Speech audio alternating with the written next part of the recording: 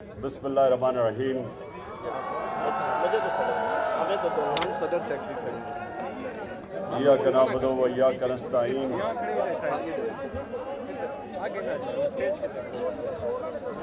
خاموشی پلیز خاموش۔ اللہ تیری عبادت کرتے ہیں، تیرے سے مدد مانگتے ہیں۔ میں آج سرگودا بار ایسوسی ایشن پریزیڈنٹ صاحب آپ کا شکریہ ادا کرتا ہوں۔ ممبرز جو پنجاب بار کونسل کے آج بیٹھے ہوئے ہیں 5، ان سب کو خوش آمدید بھی کہتا ہوں، آپ کا گیسٹ بھی ہوں، اور ادھر آنے کا بھی آپ کا خیر مقدم کرتا ہوں۔ اور میری جو انصاف لائرز فیڈریشن ہے، ان سب کو بھی میں آج خوش آمدید کہتا ہوں۔ اچھا جی، اب تھوڑی خاموشی سے آپ نے میری بات سنی، آرام سے۔ دیکھیں، میں پہلے تو آپ کو جو اپنی 26 سال پہلے میں اب اس جدوجہد میں آیا تھا، جہاد میں، اس کا ایک مقصد تھا، اور وہ جو ایک بہت بڑا مسلمان ذہن ابن خلدون کہتا ہے، جس کو فادر آف ماڈرن ہسٹری سمجھا جاتا ہے۔ ساری دنیا میں مانا جاتا ہے کہ جو اس نے ماڈرن ہسٹری کی، جو اس کی ابن خلدون کی جو فلسفہ تھا، وہ دنیا مانتی ہے کہ پہلا اتنا بڑا عظیم ہسٹوریوگرافر تھا۔ تو وہ کیا کہتا ہے؟ کہتا ہے میں نے جو قرآن کا مطالعہ کیا ہے، تو میرا سارا جو نچوڑ ہے قرآن کے مطالعے کا، وہ یہ ہے کہ اللہ نے انسان کو زمین پہ بھیجا ہی ایک چیز کے لیے ہے کہ میری زمین پہ انصاف قائم کرو۔ اب یہ آپ نے سمجھ جائیں، تھوڑی خاموشی کیجیے، آپ نے ذرا ایک بات میری سننی ہے غور سے۔ دیکھیں، اللہ نے جب انسان کو اشرف المخلوقات بنایا، سب سے عظیم مخلوق، تو اس نے یہ بھی کہا کہ جب انسان اوپر جاتا ہے، اس کی پرواز اوپر ہوتی ہے، تو فرشتوں سے بھی اوپر چلا جاتا ہے، لیکن جب وہ گرتا ہے تو جانوروں سے بھی نیچے چلا جاتا ہے۔ تو انسان کے معاشرے میں اور جانوروں کے معاشرے میں فرق کیا ہے؟ 2 فرق ہیں۔ انسان کے معاشرے میں انسانیت ہے، ہمارے میں فکر ہوتی ہے کمزور کی۔ اگر واقعی انسانیت کا نظام ہے، جو نبی صلی اللہ علیہ وسلم نے دنیا کی پہلی فلاحی ریاست بنائی تھی مدینہ میں، جدھر اصل میں انسانیت کو آگے رکھا گیا، زکوٰۃ پہلی دفعہ کانسیپٹ لے کے آئے کہ عام آدمی پیسے والوں سے پیسہ لو اور عام آدمی کے اوپر خرچ کرو، جو غریب ہیں ان کو اوپر اٹھاؤ۔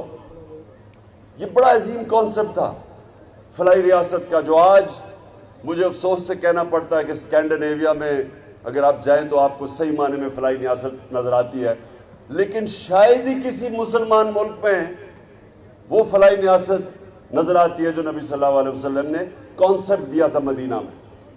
اور دوسری، جو جانوروں سے اور انسان میں فرق ہے، جانوروں کے نظام میں انصاف نہیں ہے، طاقت کی حکمرانی ہے۔ جو طاقتور ہے اس کے لیے ایک قانون ہے، اور جو بیچارہ کمزور ہے وہ چھپتا پھرتا ہے، کوئی اس کی حفاظت کرنے کو لیے نہیں۔ انسانی معاشرہ ہوتا ہے جدھر ایک کمزور کو تحفظ دیا جاتا ہے، اس کو قانون کہتے ہیں۔ قانون تو کمزور کو چاہیے، طاقتور تو ویسے ہی کبھی قانون کے نیچے نہیں آنا چاہتا۔ صرف کمزور کو قانون چاہیے ہے طاقتور سے تحفظ لینے کے لیے. سو یہ میں آپ کو صرف انیشل بتا رہا ہوں کہ میں نے جب 26 سال پہلے اپنی یہ سٹرگل شروع کی تھی تو یہ 2 پرنسپل تھے, انصاف, انسانیت, اور تیسرا خودداری. کیونکہ لا الہ الا اللہ انسان کو آزاد کر دیتا ہے, کسی کا انسان کی اور ہر قسم کی غلامی سے آزاد کر دیتا ہے. ایک حدیث ہے کہ لا الہ الا اللہ انسان کو غیرت دیتا ہے, کسی کے سامنے نہیں جھکتا وہ. تو یہ 3 پرنسپلز تھے. تو میں آج بات صرف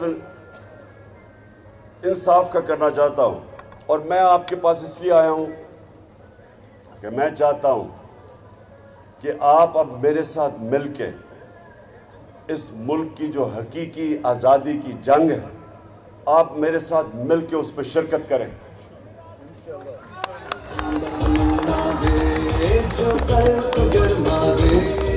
تو جو خودداری ہے, جو علامہ اقبال غلام مسلمانوں کو جگا رہے تھے اپنی شاعری سے, خود ہی کو کر بلند اتنا, انسانوں کو اٹھا رہے تھے, غیرت دے رہے تھے. اور پھر شاہین تو وہ ہے جب اپنی زنجیریں توڑ کے اوپر جاتا ہے, غلام تو اچھا غلام بن جاتا ہے. مولانا رومی جس طرح کہتے کہ جب اللہ نے انسانوں کو کہتے جب اللہ نے تمہیں پر دیا ہے تو کیوں زمین پہ رینگ رہے ہو, کیونکہ اللہ نے ہم سب کو وہ پوٹینشل دیا ہے کہ ہم تو فرشتوں کے اوپر بھی جا سکتے ہیں, لیکن مسئلہ یہ ہے کہ غلام اوپر نہیں جا سکتا. چاہے وہ غلام ہو اس لیے کہ ایک ملک کے اندر ظلم کا نظام ہو, جو طاقتور کا انسان غلام بن جاتے. یہ جو فیوڈل سٹرکچر ہے یا جو جاگیردارانہ نظام ہے, یہ کیا ہے کہ جو اوپر جاگیردار ہے وہ قانون کے اوپر ہے, نیچے جو بیچارے ہیں ان کے پاس کوئی حقوق ہی نہیں ہے, تو غلام رہتے ہیں. میں ہمیشہ بتاتا ہوں لوگوں کو کہ جب بھی اس بر صغیر میں فتح کرنے والے کانکررز آئے, سب شمال سے آئے سوائے انگریز کے جو سمندر سے آیا, تو کوئی راستے میں رکاوٹ نہیں ہوتی تھی. جب وہ پہاڑوں سے نکلتا تھا, افغانستان سے, خیبر سے نکلتا تھا, تو سیدھا راستہ پہنچا تھا دلی کا, کیونکہ لوگ غلام تھے. جب وہ غلام تھے تو وہ لڑتا ہی کوئی نہیں تھا اپنی آزادی کے لیے, صرف آزاد لوگ اپنی آزادی کے لیے لڑتے. تو ایک پانی پت کی جنگ ہوتی تھی اور جو بھی جیتا وہ ہندوستان کا سربراہ بن جاتا تھا. باقیوں کی زندگی پہ کوئی فرق نہیں پڑتا تھا, کیونکہ وہ پہلے غلام تھے. صرف آزاد لوگ کھڑے ہوتے ہیں اپنی آزادی کے لیے, صرف آزاد لوگوں کی پرواز ہوتی ہے. تو ایک تو ہم نے اپنے ملک کو یہ جو ہم اوپر امپورٹڈ حکومت بیٹھی ہوئی ہے جو کہ بیرونی امریکی سازش سے ہمارے پہ مسلط کی گئی ہے, جو وہ ہر کام کریں گے جو اوپی سے حکم آئے گا, یہ آپ کے حقوق کے لیے کبھی کھڑے نہیں ہوں گے. انہوں نے پوری کیمپین چلائی کہ پاکستان میں بہت مہنگائی آ گئی, عمران خان کو اس لیے ہٹانا چاہیے کہ مہنگائی بہت زیادہ ہے. جو 4 مہینے میں ان کے دور میں مہنگائی آئی ہے, اس ملک کی تاریخ میں ایسی مہنگائی نہیں آئی. آج جو مہنگائی ہے, جن لوگوں کو بجلی کے بل ملے ہیں, یہ تو ابھی ایک ہی ہے. ہر چیز آج مہنگی ہو گئی, اور ان سے پوچھو تو کہتے ہیں جی IMF کا حکم ہے. بلکہ ہمارے اوپر ایک نئی چیز, پہلے انہوں نے توہین مذہب لگا دیا میرے پہ, اب مدینہ میں جا کے لوگوں نے ان کو چور کہہ دیا, اس میں میرا کیا قصور تھا؟ میرے اوپر توہین مذہب, میرے اوپر یہاں FIR کاٹ دی. اب ایک منٹ اب شوکت ترین کے اوپر ایک اور نئی, اسے کہتے ہیں جی اس کو غداری کی دفعہ لگنی چاہیے. وہ کیا ہے کہ جی اس نے IMF کی توہین کر دی, توہین IMF, ایک اور FIR آپ کٹنے لگی ہے. تو ایک منٹ ابھی نہیں تو ایک منٹ تھوڑا سا ذرا جذبہ سنبھالے. میں ذرا چونکہ آپ سے بڑی امپورٹنٹ باتیں کرنے آیا ہوں جی.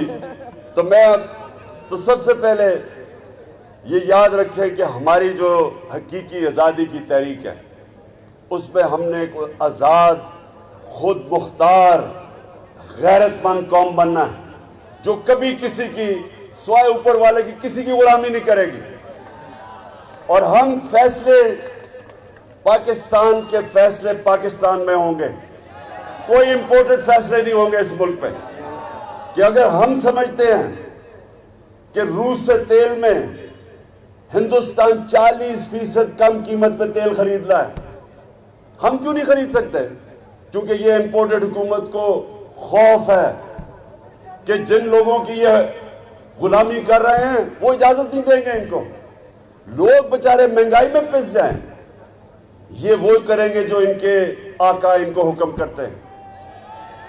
اور ہم سنیں ذرا, اور ہم جس قوم نے 70-80 ہزار اپنے لوگوں کو قربان کیا امریکہ کی جنگ میں شرکت کر کے, اور آج اگر وہ امریکہ کہہ رہا ہے کہ بیسز دو پاکستان میں یا ہمارے اوپر سے ڈرون اٹیک کرے وہ افغانستان میں, ہم کیوں کسی کی جنگ میں شامل ہوں؟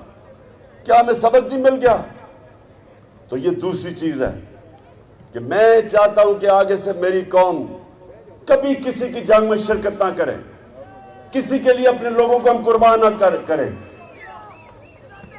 اور جو دوسری چیز جس کے لیے میں آپ سب کو تیار کرنے آیا ہوں, دیکھیں جو اس سے بھی بڑی جنگ ہے.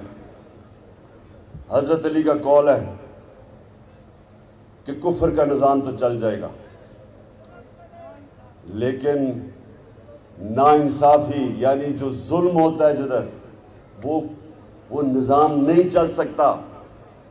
ونسٹن چرچل, دوسری جنگ عظیم, ہٹلر کی فوجیں فرانس میں کھڑی ہیں, بمباری ہو رہی ہے برطانیہ کہ لوگ گھبرائے ہوئے ہیں کہ ہم بچیں گے یا نہیں. تو وہ پرائم منسٹر ونسٹن چرچل سے پوچھتے ہیں کہ کیا ہم بچ جائیں گے؟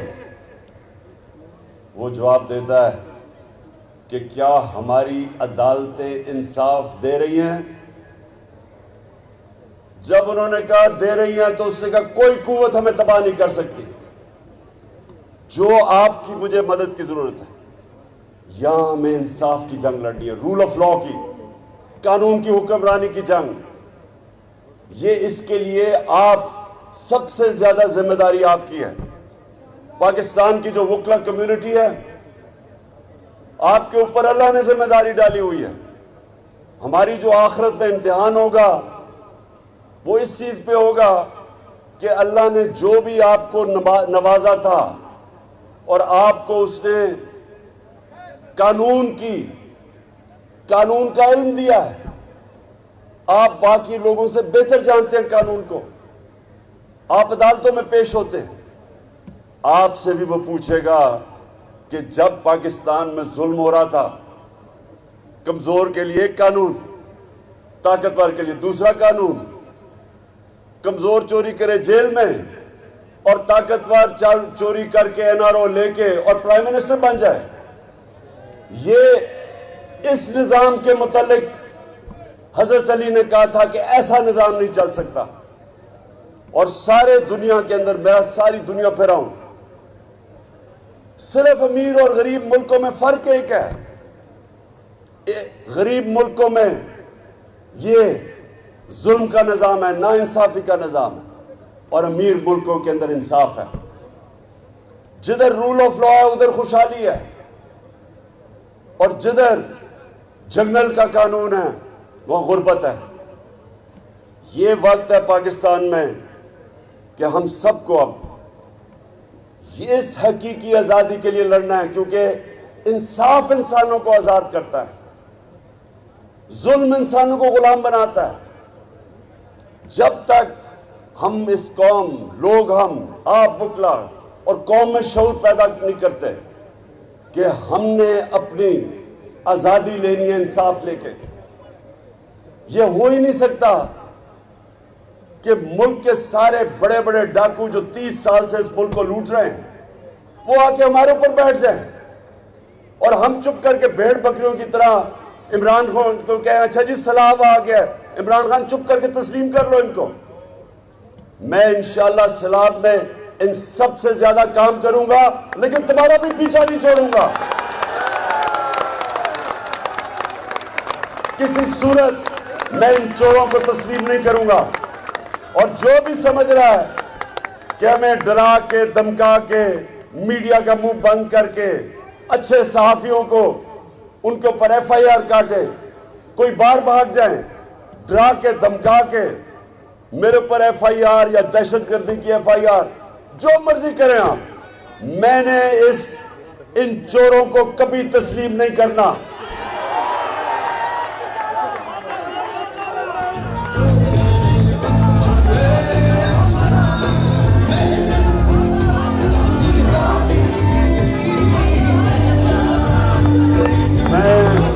میں اپنے سارے پاکستان کے وکلا کو آج اس حقیقی آزادی کی تحریک میں دعوت دے رہا ہوں.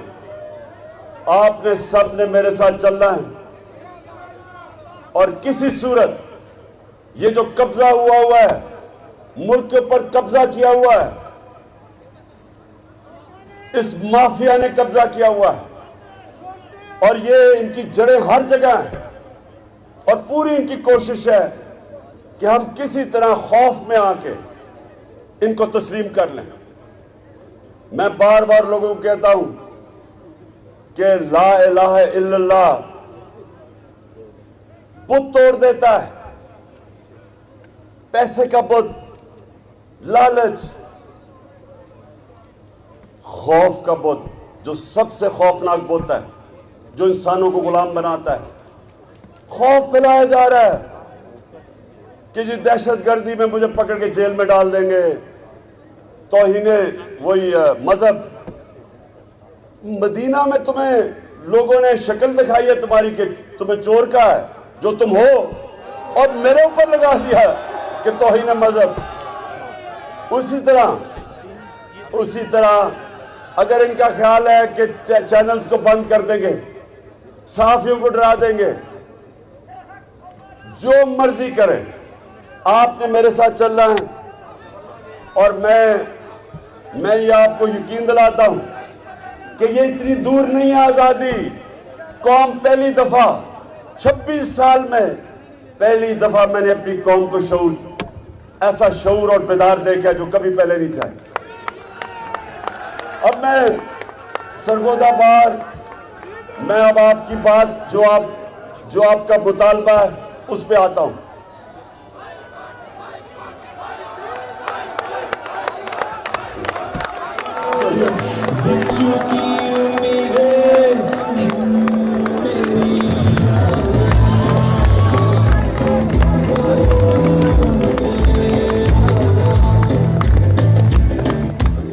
میں دیکھیں سب سے پہلے تو میں آپ کو ایک بات کہنا چاہتا ہوں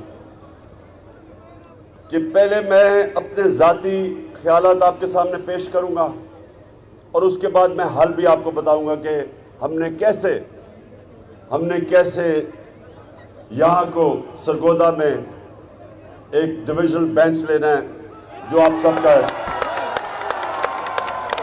دیکھیں میں اپنا ذاتی ویو, میرا ذاتی ویو یہ ہے کہ پاکستان کے اندر جو ہر ڈویژن ہے اس کو صوبہ بننا چاہیے. وہ میں اس لیے کہہ رہا ہوں کہ دیکھیں ایڈمنسٹریٹولی جتنا مینیجبل صوبہ ہوگا اتنا آپ بہتر لوگوں کی خدمت کر سکتے ہیں, آپ لوگوں کے مسئلے حل کر سکتے ہیں. یہ نہیں کہ صرف یہاں سے بکھر میاں والی سے اٹھ کے ایک عام آدمی کو جانا پڑتا ہے لاہور ہائی کورٹ, یہ صرف بات نہیں ہے. اور بھی مسئلے حل کرنے کے لیے اس کو لاہور جانا پڑتا ہے.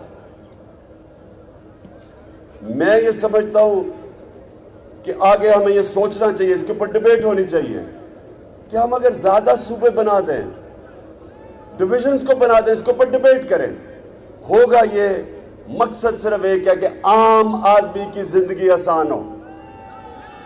ہماری کوشش ہونی چاہیے کہ جو طبقہ مشکل زندگی گزارتا ہے اس کی ہم آسانی کیسے پیدا کر سکتے ہیں. میرا خیال کہ اگر یونٹ زیادہ بن جائیں, ان کے مسئلے وہاں حل ہو جائیں, لوکل گورنمنٹ سسٹم اچھا بن جائے, تو پہلی تو یہ چیز. اور دوسرا یہ بھی کہ انصاف, جس طرح میں نے شروع میں بات کی, سب سے امپورٹنٹ چیز ہے معاشرے میں انصاف ہوتا. انصاف کے لیے بالکل لوگوں کو میلوں دور نہیں جانا پڑتا. اتنی سفر عام آدمی بالکل بات ٹھیک کہتے ہیں, وہ جا کے کہاں ٹھہرے گا, اس کو پیسے خرچ کرنے پڑتے ہیں, کرایہ دینا پڑتا ہے, وہاں رہنا پڑتا ہے. اور میں آپ کو یہ بھی بتاؤں کہ ساری دنیا کے اندر جب آبادی بڑھتی گئی تو صوبے بھی بڑھتے گئے. کیوں بڑھتے گئے؟ کیونکہ وہاں سب نے کہا کہ لوگوں کو ہم کیسے انصاف دے سکتے ہیں. آپ یہ سوچیں کہ پاکستان کی آبادی 40 کروڑ تھی. جب پاکستان بنا ہے تو اس کی آبادی 40 کروڑ تھی. آج 22 کروڑ ہے. 40 لاکھ نہیں 40 کروڑ, ہاں سوری 40 لاکھ. پاکستان کی آبادی 40 ملین تھی اور آج پہنچ گئی ہے 220 ملین. سو جب اتنی تیزی سے بڑھی آبادی تو ان کو ہم نے سروس بھی ویسے کرنا ہے. 40 ملین سے 220 ملین, اس کا مطلب کہ ان کے لیے آپ نے اور سہولتیں پیدا کرنی ہیں, تاکہ ایڈمنسٹریشن کا تو مقصد ہی ایک ہوتا ہے کہ لوگوں کے مسئلے حل کریں. تو اس لیے اس کے لیے ڈیبیٹ کی ضرورت ہے. آپ کا جو بینچ ہے, میں ذاتی طور پہ سمجھتا ہوں کہ ضرور بننا چاہیے. میری صرف ایک ریکویسٹ ہوگی کہ اس کے اور بھی بار, مجھے پتہ لاہور بار کے اندر بڑا وہ شور مچائیں گے. بہتر یہ ہے کہ ہم بیٹھ کے, اور میں بیچ میں پڑھتا ہوں, ہم بیٹھ کے ان کو کنونس کریں کہ یہ لوگوں کی بہتری ہے اس میں. اور میں آپ کے ساتھ مل کے ان کو کہوں گا کہ یہاں لوگوں کی زندگی آسان کرنے کے لیے اور انصاف دینے کے لیے یہاں ضرور, بلکہ ہر ڈویژن میں بینچ بننا چاہیے. اچھا, اب آخر میں آپ نے میرے سے وعدہ کرنا ہے کہ آپ نے سب نے میرے ساتھ پاکستان کی حقیقی آزادی کی تحریک میں شامل ہونا ہے. پاکستان زندہ باد.